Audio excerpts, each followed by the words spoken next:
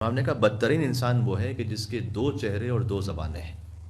اس کے بعد امام نے اس کی تشریح فرمائی، ڈویل پرسنالٹی جس کو کہتے ہیں، دو چہرے دو زبانیں، وہ کس کے ہیں؟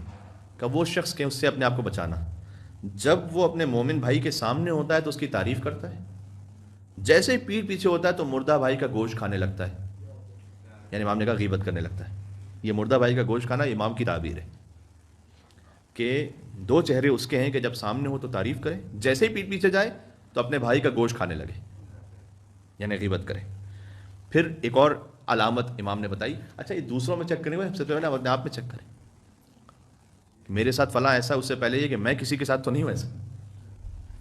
دوسرا امام نے فرمایا جس کے دو چہرے دو زبانیں کون ہیں وہ، کہ جب وہ دیکھے کہ کسی کو کوئی نعمت عطا ہو تو اسے حسد کرنے لگے، اور اگر وہ کسی مشکل میں پڑ جائے تو اسی مشکل میں بس خیانت کرتے ہوئے اس کو چھوڑ کے چلا جائے۔ یہ ہے دو چہروں دو زبان والے سے۔ مشکل میں جب تک سکھ تھا تو ساتھ تھے، جیسے مشکل میں آئے خیانت کر کے امام نے کہا چھوڑ کے چلا جائے۔ یہ وہ ہے کہ جس کے دو چہرے دو زبانیں، اور سامنے تعریف کرتا ہے، پیچھے غیبت کرتا ہے، مردہ بھائی کا گوشت کھاتا ہے، نعمت ہوتی ہے تو کسی حسد کرتا ہے۔ اس سے بچ کے رہو، امام نے کہا۔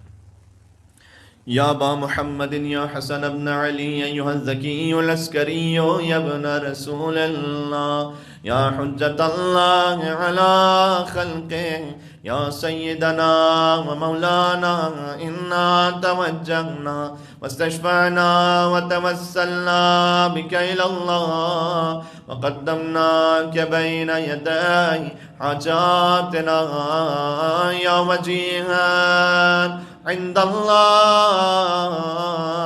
اشفع لنا عند اللہ۔